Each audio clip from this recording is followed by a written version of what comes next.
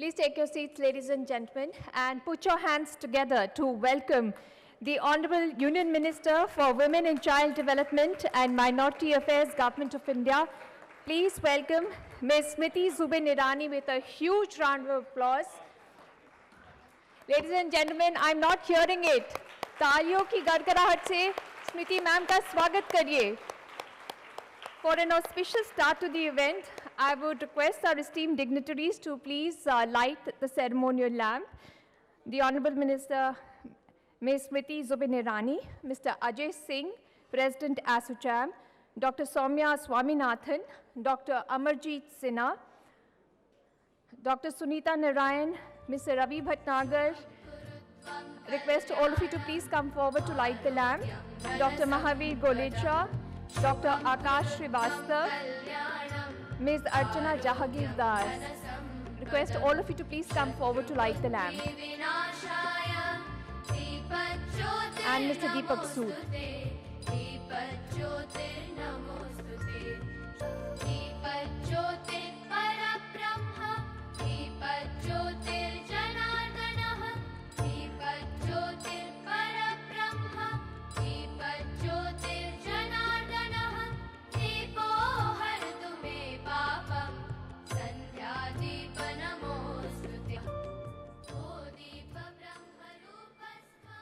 Thank you for initiating this auspicious beginning to the conference.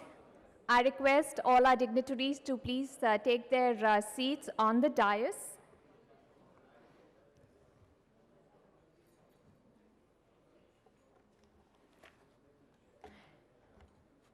I would request Mr. Ajay Singh, President ASSOCHAM and Chairman and Managing Director SpiceJet, to please welcome our chief guest, Ms. Smriti Zubin Irani, the Honorable Union Minister for Women and Child Development and Minority Affairs, Government of India, with a bouquet. We are very grateful to ma'am for gracing us with her presence. Thank you so much, ma'am, for taking the time out and coming here.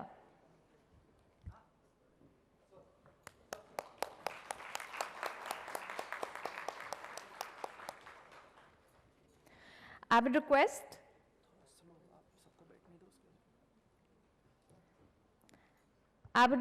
Mr. Ajay Singh to please present a bouquet to Dr. Soumya Swaminathan, Chairperson, MS Swaminathan Research Foundation, to welcome her to the conference.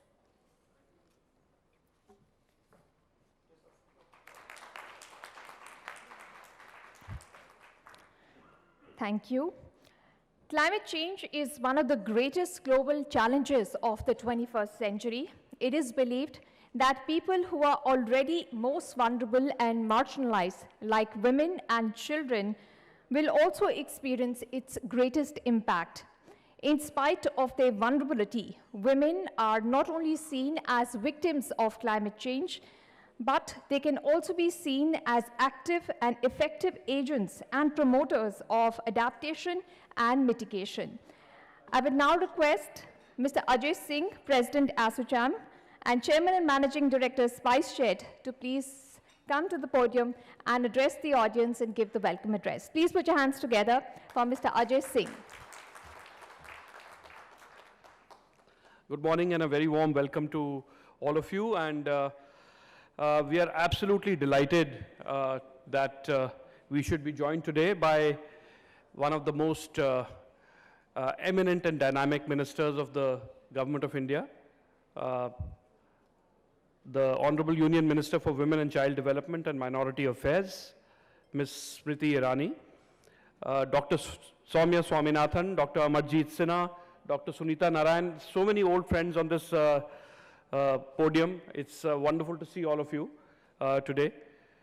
Mr. Ravi Bhatnagar, Dr. Mahavir Golecha, Dr. Akash Srivastav, Ms. Archana Jahagirdar, and of course, Mr. Deepak Sood. So very warm welcome. And, you know, this is an incredibly, incredibly important subject that all of us are discussing today. It's a subject that needs much more attention than it is actually getting. The impact of climate change, as we all know, climate change is not gender neutral. It does impact women more than it impacts men. In our society, of course, women have a disproportionate responsibility for livelihood, disproportionate responsibility to gather food for their families, and a disproportionate responsibility to stay healthy so that they can provide for their children and their families. And there is no doubt that climate change is significantly impacting all this. Statistics show that when human beings are displaced due to climate change, 80% of those people displaced are actually women. And this is something that we all need to pay attention to. How do we ensure that there are more women in the workplace? How do we ensure that they stay healthy? How do we ensure that climate change actually makes less of an impact on them and on their children? And in a land where we worship Durga and Lakshmi and Saraswati, it's only fitting that we must all work together to ensure that our policies that are geared towards alleviating climate change prioritize women and children in that process. So I'm delighted that all of you are here to discuss something incredibly important, and I do hope that we'll get some pointers as the private sector on what we can do as private sector companies to make our own contribution, because there is no doubt that India is not going to be a developed nation by 2047 unless we address squarely issues of the sort that are being debated today. So very warm welcome once again to all of you, and I do hope that these deliberations will lead to some specific conclusions and some specific advice for all of us and a path forward, and ensure that we can play our role in contributing to making India a developed nation by 2047. Thank you so very much.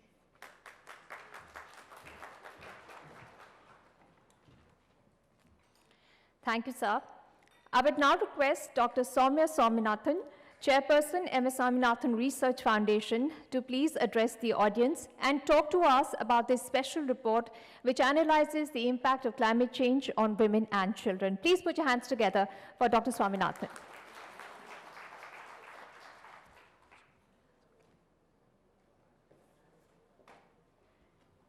Namaskar and good morning. Honorable Minister for Women and Child Development and Minority Affairs, Mrs. Smriti Zubin Irani ji.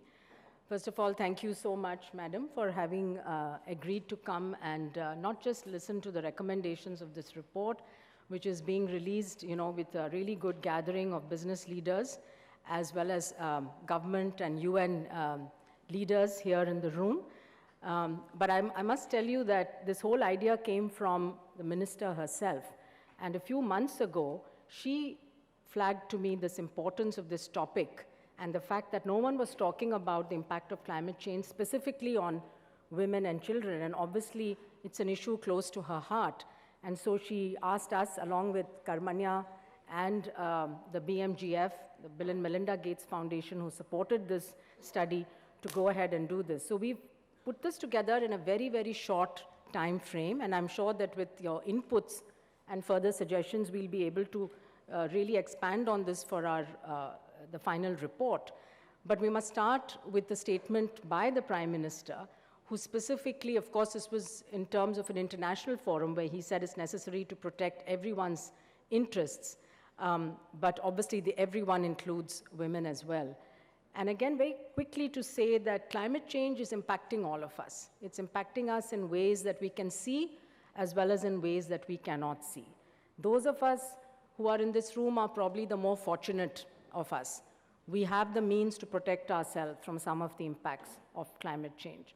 There are many others out there, men and women and children, who don't have the same capacity to be able to adapt, to be resilient, and to carry on with life. And so whether this is just the health impacts, and we'll come to some of the other impacts, but whether it's heat-related illness, whether it's trauma, anxiety, post-traumatic stress because of being displaced from your home, whether it's more respiratory diseases because of air pollution, whether it's mosquito-borne diseases like dengue, chikungunya, malaria, malnutrition because of the unavailability of nutritious food, and of course migration. All of this comes from the very basic threats to biodiversity, to the environment, more pollution, loss of soil, water shortage, and of course global temperature rise. So we've, for the purpose of this study, and again this is something the minister herself had asked us to look at agroecological zones, because as you know, India, we work on the basis of states and districts and cities, but agroecological zones are an important aspect because of the weather patterns and the way that they are likely to change. And therefore, this, of course, crosses state boundaries because nature doesn't follow administrative boundaries. So on this slide, what you can see really is on the left, it's a map that's showing you the exposure in India to extreme hydromet disasters, that is floods, cyclones, and droughts. And you can see that 75% of Indian districts and about 80% of the population are exposed to one or more of these events, and many districts have floods and droughts alternately. Then in the middle, you see the heat waves, and of course, a large part of India is likely to experience higher heat, but the areas which are in very dark red and brown are in Andhra Pradesh, Telangana, Rajasthan, etc., are likely to have very, very high heat exposure. And then on the right side, you see a graph which looks at air pollution, and these are the areas of India where the annual prevalence of PM 2.5 exceeds the national ambient air quality standards of 40 micrograms per cubic millimeter, which by itself is much higher than the WHO standard of 5 micrograms. So even the 40 microgram limit is being crossed in a large part of India and in most of our cities. So why are they disproportionately impacted? It's partly because of their roles and responsibilities, cultural norms. Of course, poverty always adds, to the mix of risk. The UNDP says that women and children are 14 times more likely than men to die in a disaster, but they're also impacted by crop failure. This leads to food insecurity and more work on the field, water scarcity, conflicts and migration, healthcare, because women are spending more time on the field or at work. They have less time to take care of their own health. They also, of course, have caregiving responsibilities, both for children and the elderly. Fuel, natural disasters, displacement, all of this impacts women, but also children. They are one of the most vulnerable, both to death and disability, but also to chronic effects, like heat, for example. We still don't understand how heat exposure is impacting children's learning. If they're sitting in a hot and humid classroom, can they really concentrate on their studies? We've seen that children, because they are smaller, they have smaller airways and lungs, they breathe more rapidly, they are more affected by air pollution than adults. And on the flip side, we need everyone for climate action, right? Climate action, if we are to adapt and mitigate the impacts of climate change, it can't be done unless women and children are involved and empowered. And in fact, there are studies which show that if you give women the same resources as men, they actually do much more with that. Even agricultural yield improves. Women also have, of course, agricultural women have a lot of natural knowledge, traditional knowledge and wisdom about what works and what doesn't. So if you empower them with the tools and the resources, they put it to use. Women have always been at the forefront of environmental conservation, and more you see children now, right? Children are speaking up. They want action. They are demanding action because they know that it's their future, that they are going to live in a world where, most of us will not be around. So this scoping study, I'll just have time only to take you through the major recommendations. We did basically a literature review. We also did some analytics. We tried to identify the gaps in the literature, and we had a lot of discussions and regional workshops to gather inputs from experts, from civil society organizations, from NGOs, and from the community themselves, from different agroecological zones of the country. Now, climatic events, of course, are sudden, like cyclones and tsunamis and flash floods, but a lot of it is now gradual or recurrent, like heat waves and droughts and things like that. So the impacts are also can be sudden, and they can also be chronic or subacute. Now, just looking at a few indicators, what we did is only map hotspots. We are not even saying that there's a direct correlation between these. For example, if you see underweight women, you'll see that there's, a stretch across central India where there is underweight women, and in the same districts, you have a lot of the hydrometeorological disasters. Similarly, girl-child marriage. You can see map districts where there's high girl-child marriage and also a lot of disasters. I already talked about heat waves. There is increased mortality due to heat. Again, the data is not out there. The data is very hard to get and to really correlate some of these things, so we need to do more work on that. When pregnant women are exposed to high heat and air pollution, they have higher chance of premature babies being born, and also higher chance of their own health, like high blood pressure and so on. We also know that air pollution contributes to the increased diabetes rates that we are seeing. Again, when people are exposed to drought, over the last 50 years, we looked at districts in India that have been exposed to drought repeatedly, and you find that even things like domestic violence, girl-child marriage, all of this increase in districts where there's more, they've had more drought. Women's livelihoods are impacted in many different ways, whether it's agriculture, whether it's migrant. Now, the migrants could be men. Women get left behind in their villages, which means they have to do more work. They have to tend to the fields, and they have to look after the household, the children, etc.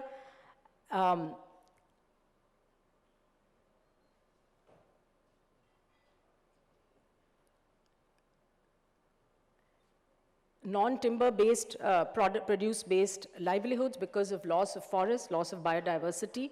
This is also impacting many of the livelihoods, traditional livelihoods that women, especially in our tribal areas, had. And the warming of the ocean, we often forget about the coastal communities. And India has such a long coastline, and there are people involved in fishing, but also non-fishing livelihoods, and they're all getting impacted by salinization, by the rise of sea level, by the loss of, reducing fish yields that the small fishermen are able to get. And of course, they're also being impacted by heat and humidity. Now again, children, we know that many of the gains we've made in child survival could be undermined now because of the impacts of climate. And again, these graphs just show just examples of stunting and underweight in children in the same areas as areas which have extreme floods, droughts, and so on. We know again that heat waves, air pollution, floods are all impacting, especially newborns and infants in the first year after birth. And the same relationship we see in children who've living in drought-prone areas are more likely to be stunted and have less minimum, the dietary diversity. So what they eat on their plate is also less. Again, climate hazards, children's education. We know that when you're disrupted, you have to be moved out of your home. Learning will be disrupted. And not only it's just the learning, but it's also children's cognitive and socio-emotional development. I was talking to a psychiatrist colleague in Chennai who said this whole thing about eco-anxiety, that she's actually seeing children in her psychiatric practice who are so worried all the time that their homes will be affected, that they won't be able to go to school, that they're constantly anxious and having nightmares about climate. It's also because of all the gloom and doom stories that they see on media. So coming to some of the recommendations and interims. India does have a national action plan and state action plans for climate change, but they do not operationalize the gender elements adequately or evenly, even though the national action plan does say that this plan needs to be gender sensitive. This is the time to review those state action plans on climate change and make them not just gender sensitive, but gender transformational. Hopefully with the minister's guidance and blessings, this can happen. We need a budgetary allocation. Without finances flowing into these things, these policies just sit on paper and cannot be operationalized. We need monitoring, we need evaluation, and we need more research, longitudinal studies to see what's the impact. And if you put in an intervention, if you do something, how does it positively or negatively impact women? We talked about pregnant women, and so heat action needs to be prioritized. What are local urban bodies doing about heat? What are companies doing to protect their employees from heat? Can Ashas and Anganwadi workers deliver tailored messages for pregnant women? We also need to see what is a heat wave. There's just one definition of a heat wave today for the whole of India. But I live in Chennai. 40 degrees in Chennai and 40 degrees in Delhi are very different the way they impact the body, because you have to add the humidity factor. And therefore, the heat wave definitions need to be looked at. We can look at the Pradhan Mantri Jan Arogya Yojana scheme, which is the Ayushman Bharat, to make sure that the benefit packages and the delivery of those schemes at the health and wellness centers, at the primary health centers, are including climate-sensitive diseases. There is a direct correlation between natural disasters and increased gender-based violence. So there needs to be something done about that. Gender clinics, hotlines, helplines for women, particularly in those areas impacted by extreme weather events. Emergency shelters, there are studies showing that women's needs for toilets and for menstrual health, these are often not even thought about when emergency shelters are set up. So all of these need a gender lens and make sure that their needs are met. Biomass for cooking, unfortunately, still many women are using biomass because they cannot afford to use only LPG, even though they mostly have access to LPG, they can't afford the refills. And so we have to think of how can we make at least clean energy for cooking. You know, that should be done in the next few years.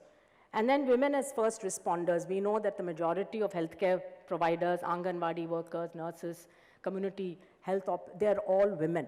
They themselves have needs. They themselves get affected by climate. And therefore, we have to also support our women workers in the field. We'll talk more in the panel on livelihoods and what can be done, but we need multi-sectoral and convergent action. Panchayats have to be empowered. They need to be given the funds. Local urban bodies need to have a plan and funding. And of course, SHGs, self-help groups can do a lot. And finally, I'll come to the point again on gender-based budgeting. How do we do that in an effective manner? Can we have a gender focal point in each ministry? We need more research to understand the gendered impacts of climate.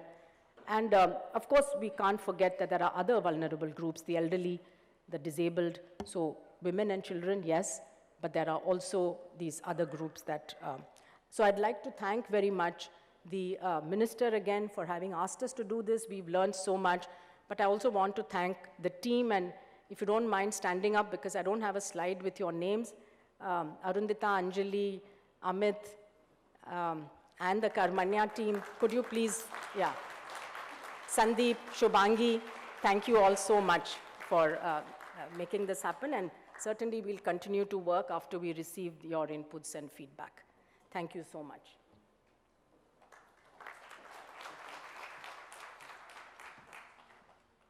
Thank you, ma'am.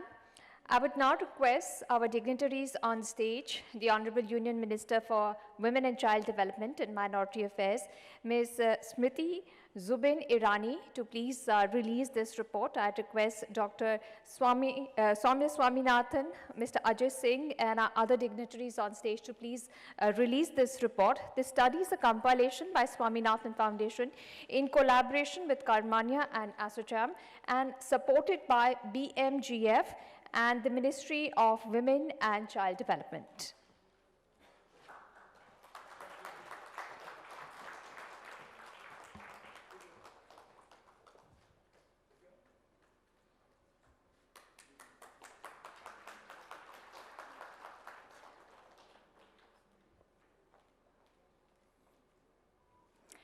Thank you all for releasing this report. I would now request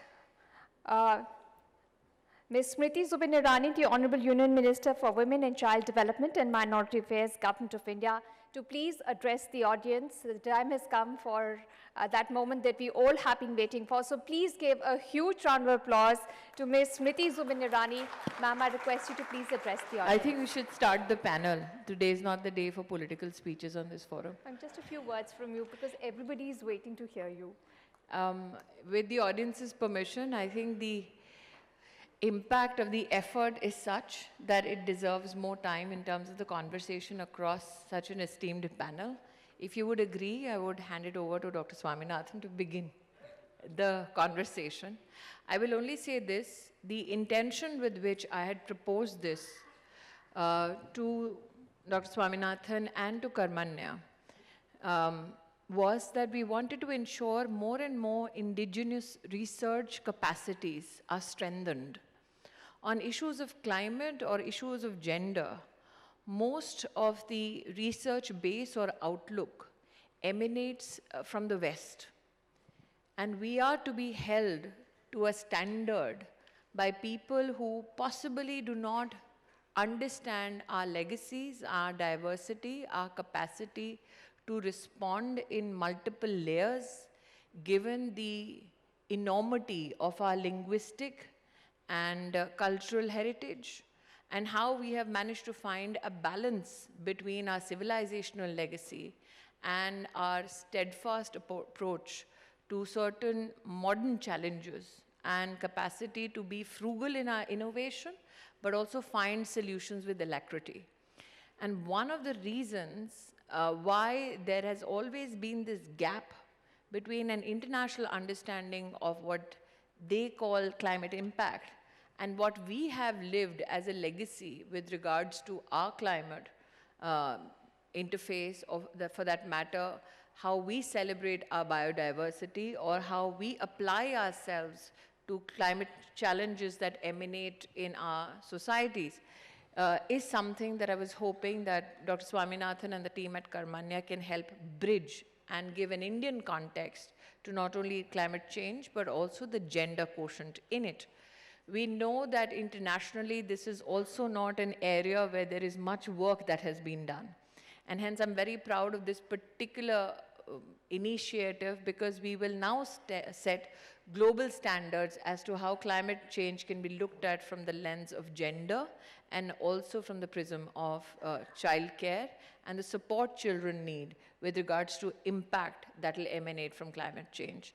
So Dr. Swaminathan, I'm extremely grateful that you accepted my proposal, and I'm hopeful that today's conversation will give rise to many such opportunities to study this issue deeper and to find solutions in proposals that are already right now implemented by the government. So if there are small adjustments that need to take place, small contribution that we can give in terms of policy ideas, I can assure you that I will become that bridge of conversation between the government and academicians and research analysts like you.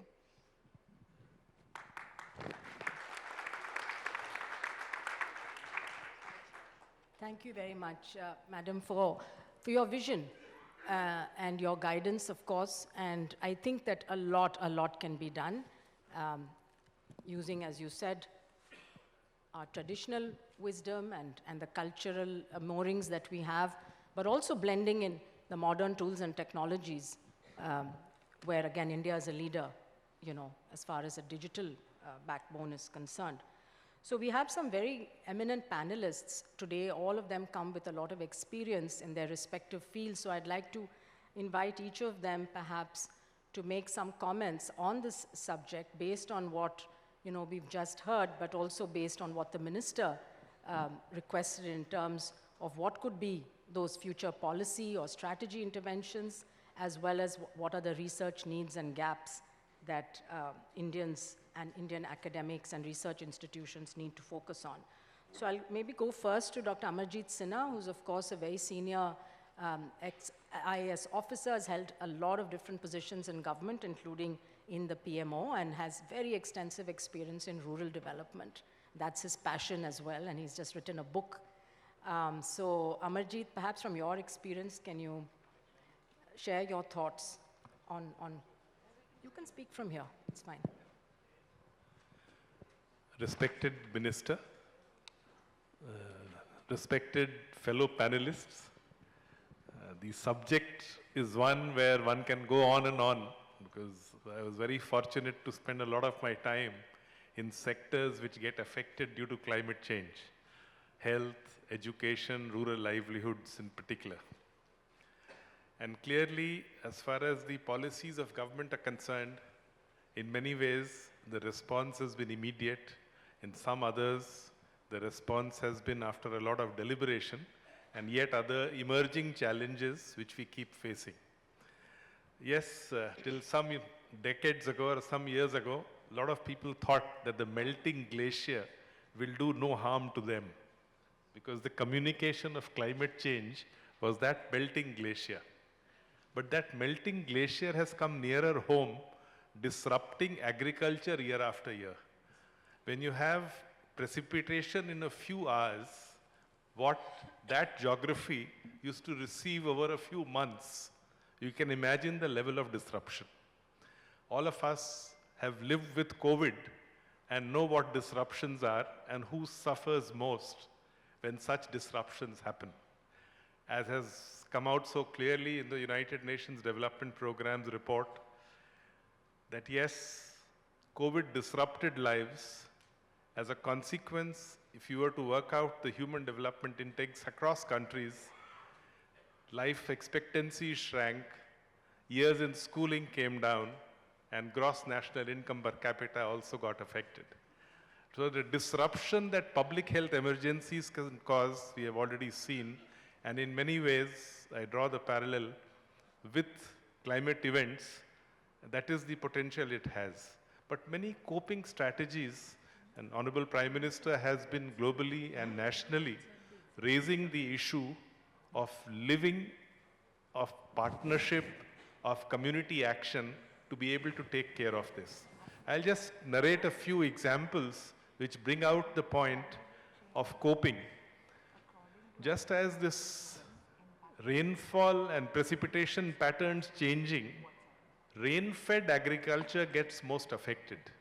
Many parts of the country which don't have assured irrigation, especially in the central Indian tribal area, the rainfall, precipitation events and changes therein affects agriculture. So Honorable Prime Minister's first direction to us in 2014-15 in rural development was let 60% expenditures be on agriculture. Now agriculture, as we know, much as the agriculture census of 2011-12 told us that only 11.2% of those who work in agriculture are women. Land ownership may be 11.2%, but actual work in agriculture, more than half, 60-70% of the work is actually being done by women. Now, if that is the case, by ensuring that 60% of whatever we spent on the Mahatma Gandhi National Rural Guarantee Scheme should go to agriculture and allied activities, and to take up individual beneficiary schemes like farm ponds and wells on a larger scale. Climate events and sustainability of agriculture in rain-fed events, it makes it very necessary that your protective irrigation capacity should go up. And as a consequence of this, over the last 10 years, almost about 3.6 million farm ponds, which add that little sustainability in times of climate change and difficulties. Even if the rainfall doesn't happen on time, you can still cope. There are examples of this kind. Now, if you look at the precipitation pattern and districts in India, yes, every year, there are 15 to 20% districts where the rainfall is not normal or the timing is not normal. So one way of coping again is for all your workfare programs, a system where you provide for more work in those years. But having said that, the challenges to livelihood disrupts all walks of life. The preparedness of health centers, we now have the health and wellness centers. The mandate given to them is to provide for that coverage of services which takes care of impending needs and emerging challenges. As has been pointed out in the report as well, that's where we need to focus on. Education, the learning poverty as a consequence of the COVID is a global phenomena. We will have to address it. Now, clearly, some of these challenges, as a consequence of climate change, have thrown new challenges. While we were very happy when the UNDP pointed out to us that 415 million persons came out of multidimensional poverty between 2005-06 and 1921, but we also have to bear in mind how disruptions can affect incomes. And from that point of view, This is very timely. The issues that have been flagged in the report today for the sectors that I just mentioned about, and clearly a community-led action which the Honorable Prime Minister has been saying from all global platforms, the LIFE program as he calls it, unless and until the coping through community action with decentralized, untied financial resources to provide for what is an emerging challenge, that's where the answer lies. Thank you so much. Thank you, Amarjeet, for those really important points. I'll turn next to Dr. Sunita Narayan, who's the Director General of the Center for Science and Environment, and of course has been tracking climate change for a very long time. What would be your intervention? I know we don't have a lot of time, so very briefly, what would be some key areas where you think we can have action? Thank you, Soumya ji, and thank you, Minister. I think you've set the stage.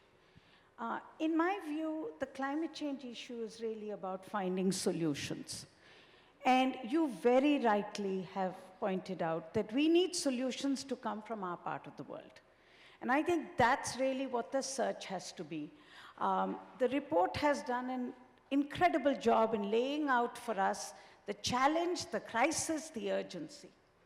And the fact that this is disproportionate impact, the fact that it affects the health and takes away, in my view, the biggest challenges, takes away the development dividend. The huge effort governments are making to lift people out of poverty, every disaster takes that away. But the point today is how do we move ahead? And that, I think, is where the minister's leadership and her words were so important. What do we do? What is it that we, in our part of the world, can show that this is the way that we can walk lightly on earth? And if you look at it, every one of the challenges that were laid out, there are answers which we are experimenting, working with in our country. What we need to do is to amplify that. Let's take the issue of water. Amarjeet ji very correctly said that climate change is really going to bring that scenario in where we are going to have more rain in fewer number of rainy days. Now just consider the fact that we in India only get rain for 100 hours in a year. Only for 100 hours in a year. Now what you're being told is that the number of hours will reduce and the amount of rain will increase. This is the scenario of floods and drought. Now the answer to this really is what India has practiced in the past. The whole issue of traditional water harvesting structures, where every drop of rain was harvested. Rain is decentralized, so is the supply of water. That was the mantra of India. That is really what has been done by government policy. And I think with you lending your voice to this as an issue that needs to be taken forward, it's something that needs to be understood across the world. Today, Spain is having a crisis of water. The answers come from how we have grown water-prudent crops. The Prime Minister, the Honorable Prime Minister, has done so much to talk about the issue of millets. Now, why millets? Because millets are water-prudent crops. Millets are also nutritive crops. Now, those are the answers that we are bringing in. My final point, Soumya, just is on the issue of heat. Heat is clearly going to be one of the most devastating impacts of climate change. But if you look at heat, again, you look at traditional Indian architecture, we learned how to live with heat. We learned how to live with extremes. Modern architecture is based on glass, okay? The amount of glass you have, you say, oh, this is a very modern building. Glass is the most ecologically inappropriate substance that you would use in a country like India. So I think a lot of this is something that we need to now incorporate into the learning, the knowledge we've had, into the policies which are already there. I mean, Mahua, for instance, has a very good policy for affordable housing. But an affordable housing policy which incorporates both the impacts of climate change, gender, and bringing in what was the knowledge that we had in the past so that wind would become a natural ventilation point. Because remember what Soumya ji just said, it's the wet bulb phenomena which is the problem. I mean, it's not about heat, it's about ventilation. A room with air conditioning without a fan is as bad as not having a cooling system. So you have to understand the new science, which actually, Minister, like you said very clearly, comes out of old science and has to be taken forward, because the whole world is today struggling to find answers. And if we can show those answers, how we tread lightly on earth, that's the way the world can learn. Thank you. Thank you, Sunita ji. Let me turn next to Mr. Ravi Bhatnagar. You're from the private sector. You've done work, of course, on climate resilient schools. The report has a case study on climate resilient schools in Uttarakhand. But I'd like to maybe ask you to address what can the private sector do actually to address this issue, or what are a couple of things private sector can do? Yeah, it starts from own homes and, the employer policies, what companies have. For an example, when we put our bills for Uber and Ola versus we get the bills for the Blue Smart, the chances of getting clearance for the green bills is much more. And it's not just an India phenomena, we are in 40 plus countries. That's one thing, the company takes care of. Second is the investments on the climate in terms of your CSR fundings. So 2 years back, we started working on this Char Dham climate cohort for Uttarakhand. At that time, people came to us and said, you make various products, so how this is linked? Your factory is not there. We said, again, coming from Smriti ma'am's,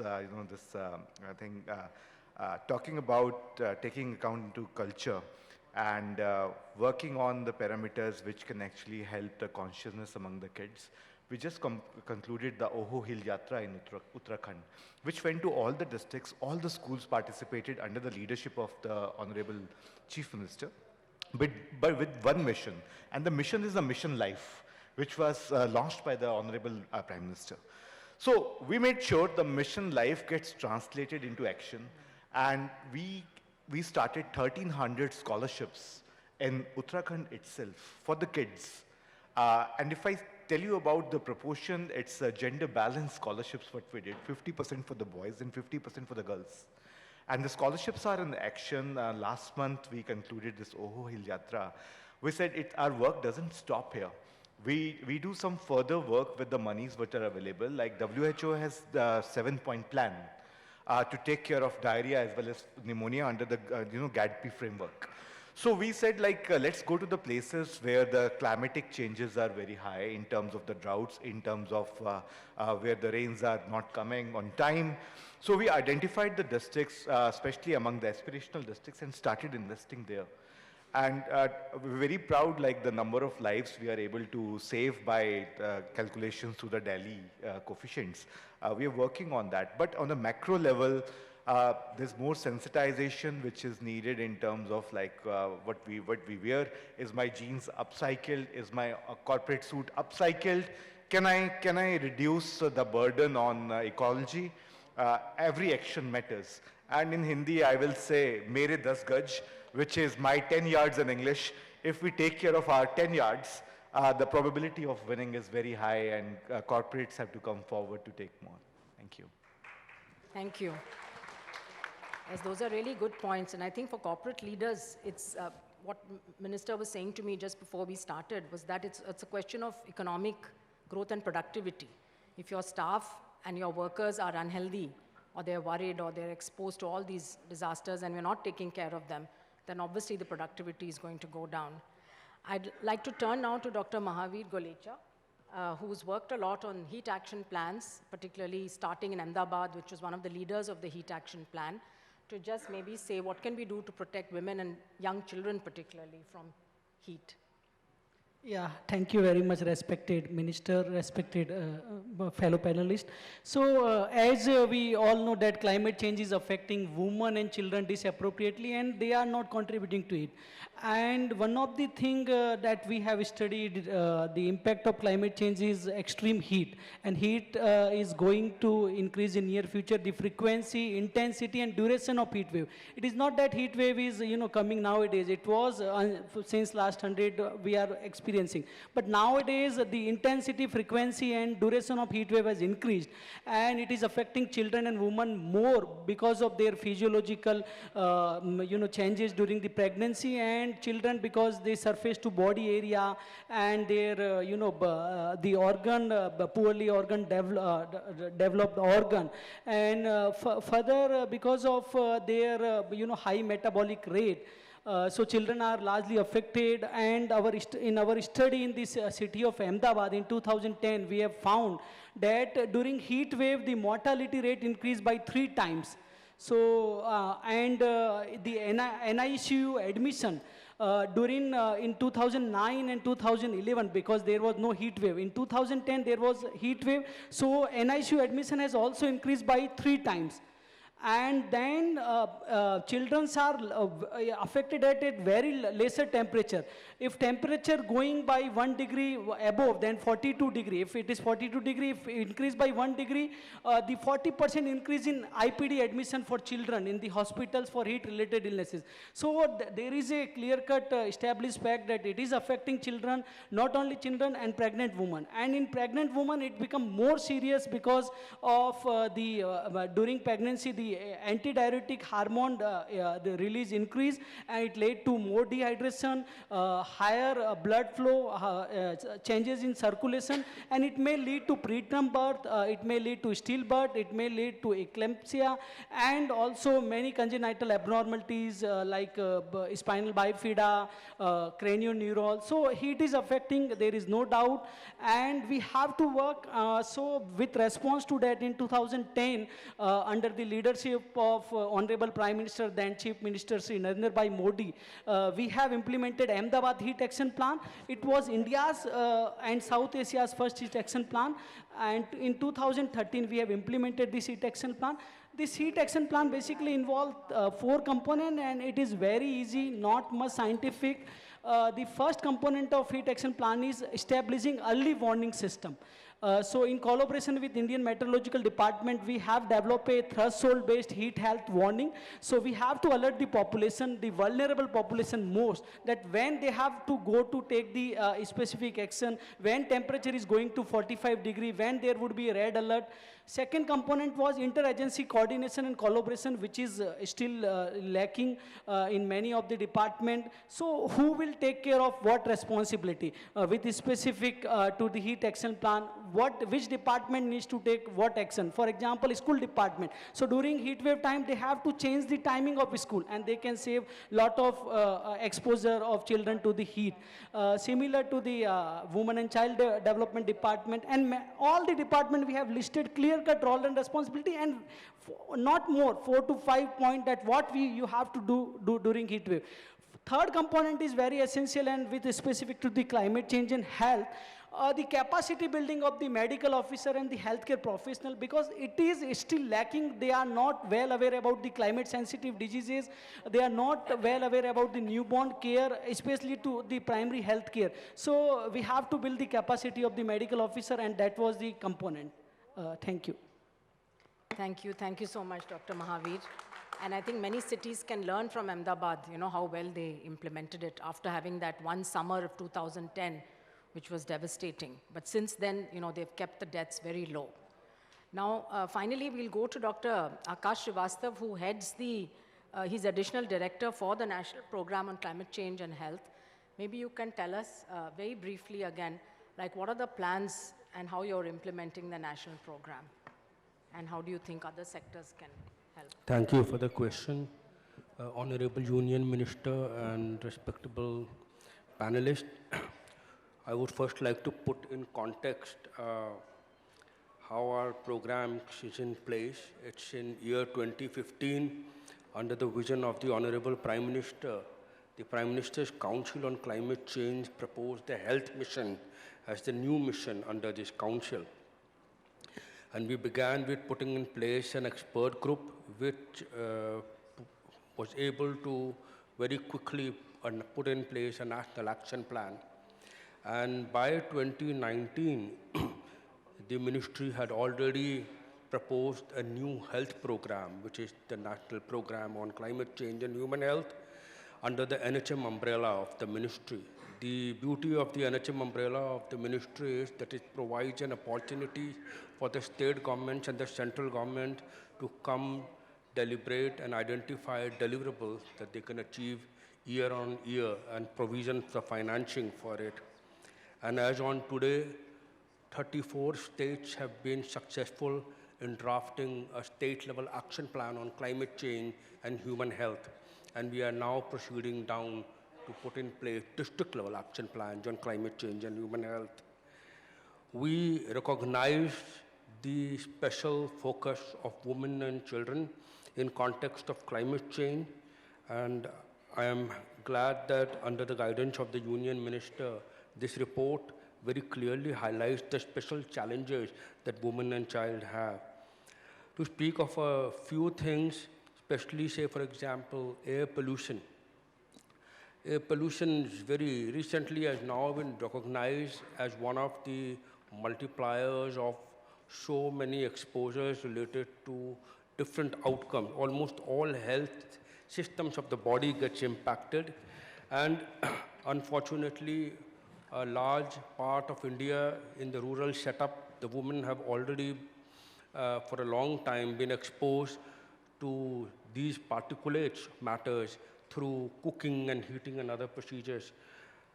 Thanks to the Pradhan Mantri Ujjwala Yojana, a lot of them have now been able to move on to cleaner fuel, which will definitely make a major impact onto their health. But there is still a lot more that needs to be done. Children are very susceptible to such particulate matter. And beyond air pollution, for example, I'll say extreme weather events. Extreme weather events, they are both impacting directly on the health of the women and children, as well as they are also leading to disruption of essential, basic maternal and child care that is relevant for these women and children. They also would impact the psychosocial health of the women, and therefore this National Program on Climate Change and Human Health is working with the other existing programs such as reproductive child health and also programs such as National Mental Health Program to ensure that the climate change is accounted. Beyond raising awareness about the impact of climate change on health and building up the capacity of our health workforce, we've also put in new surveillance systems such as for impact of heat on health and air pollution on health, so that indigenous Indian data is available to guide the policies related to health. In the action plans, we've also ensured that there is a multi-sectoral task force at each district level where under the chairmanship of the district magistrate, representatives of all sectors beyond health sector, including women and child development related sectors, can come and identify solutions that are unique to the context of that given district and help the people to create solutions for the health of the women and children. And especially when I'm talking about providing care, I would like to especially think about the ANMs, the ASHAs, the Anganwadi workers, who themselves are women and all across the country are working so tediously to provide support to the women in context of climate change and human health. We have been providing and encouraging them through capacity building programs and putting in place systems so that they can help in stabilizing the situation for the women. Yeah. So these are some of the ways in which we in the program are making efforts and will continue to learn and improve so that it gets for the better. So thank you very much, Dr. Akash. Thank you. Clearly, there's a lot that's been done, but more needs to be done, and we're learning more every day. So, I want to thank all my fellow panelists and give the floor to the Honorable Minister for her reflections and her guidance on the way forward. Ma'am. I think there is a consensus today that climate change and its impact is not a standalone crisis. There has also been a consensus created around the fact that these kinds of studies, reflections, and interventions are not a sign of climate activism. In fact, are platforms where there emerges a conversation around the loss of productivity if we do not respond to climate change and its impact. My compliments, Soumya ji, because this is the first ever Indian study from the perspective of agroecological zones in India servicing the cause of gender. This has never been done in India before, and I think that is why it is significant. One, there has to be a narrative around agroecological zones in the country, which is a popular narrative, because specialists on a panel do not make for popular impact. So one of the agendas that we should all possibly now strengthen and further is that the climate action and climate impact is not only the domain of specialists, bureaucrats, or policymakers. The impact on our population is going to be so enormous. As the Prime Minister says, it needs to become a Jan Andolan. Second, I think that my generation has seen the activist Sunita Narayan. These are the names that now need to create a repository of the legacy climate solutions that India has to offer for the global south, and also study what the global north is facing vis-a-vis the impact of climate change and how we can provide solutions, first within our domestic geography, then the global south, our friends in Africa, and then tell the global north, if you'd still like to not wake up, well, too bad, but we have at least gone thus far. The third, I think, is, and much gratitude to ASSOCHAM for initiating and partnering with this whole intervention, because without industry, our interventions will be reduced to just activism. Today possibly is the first time that this is a pragmatic platform on which industry leaders, climate change impact makers, academicians, and policymakers can come together. The fact that industry is not divorced from the conversation is what makes this platform very robust. And that is the other message, because anything to do with climate is met with suspicion, especially by smaller facets of industry. So for ASSOCHAM to lead this initiative, I think, Ajayji, is again a very positive message that climate change and its impact needs to be addressed from an industry perspective also, and can be beneficial financially. For instance, in the agroecological mapping that you have done, there is also the impact on the workforce for industry, which hasn't been computed yet. There are also industries which will be impacted when resources such as water become scarce. There is no such mapping in India of the impact of on industry of climate change. The other issue is the impact of ease of living, which possibly is not computed right now, but this platform gives it that extra, I think, exponential gain. Since it's not been ideated before, at least this platform gives it that one little voice. And lastly, Soumya ji, gender was never factored in as a separate entity of impact for climate. But what is complementary about your approach is, for the first time, we are also talking about the impact on children. So we as a gender take the efforts, the impacts, or the challenges of children along is also significant. So one, my compliments is, for the first time, agroecologically, children and women have been looked at from the perspective of climate. Second, it is a huge success that industry leaders and climate impact change makers can sit in a sense of harmony and partnership. And And well, Ajay and I go back 21 years, so he has history with many people in the room. The issue is that, like I said, climate change and its impact and people who want to work on it should not be looked upon as behemoths who are not understood by the larger population. And I think that is the service that this report does. It creates a new narrative, it sets the correct agenda, and it tells us that act now, not only look at policy, but also look at climate finance.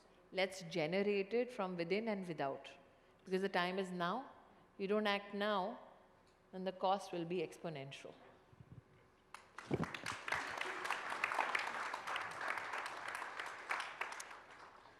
Thank you, Honorable Minister, Ms. Smriti Zubin Irani, for your words and direction for the entire audience as well as the panel. I'd also like to thank Mr. Ajay Singh, President ASSOCHAM and CMD SpiceJet, Mr. Deepak Sood, Secretary General ASSOCHAM, Dr. Soumya Swaminathan, Chairperson, MS Swaminathan Research Foundation, Dr. Amarjeet Singh, Member Public Enterprise Selection Board and former advisor to the Prime Minister, Dr. Sunita Narayan, Director General, Center for Science and Environment, Mr. Ravi Bhatnagar, Co-Chairperson, ASSOCHAM CSR and Empowerment Council and Director, External Affairs and Partnerships, South Asia, RECIT, Dr. Mahavir Gulecha, Professor and Head, Department of Health Policy Management, Behavioral Science, Indian Institute of Public Health, Gandhinagar, and Dr. Akash Srivastav, Additional Director, NPCCHH Division, National Program on Climate Change and Human Health, NCDC, National Center for Disease Control in Delhi. I also want to take an opportunity right now to talk about another program that ASSOCHAM is leading, called Startup Mahakumbh, of which I am one of the organizing committee members. My name is Archana Jagirdar.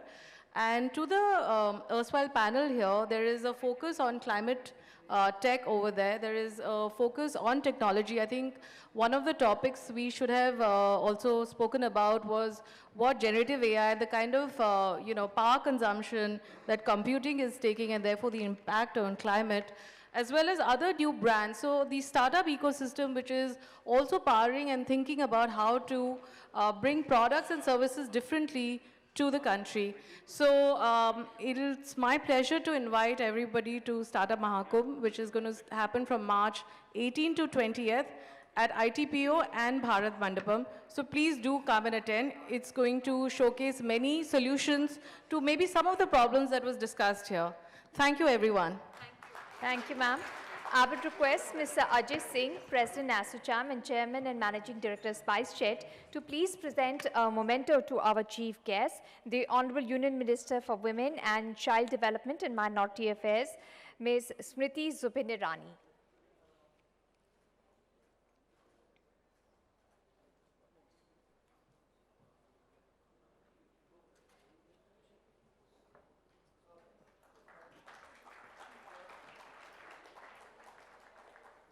I would request you to please present a memento to Dr. Soumya Swaminathan, Chairperson, MS Swaminathan Research Foundation.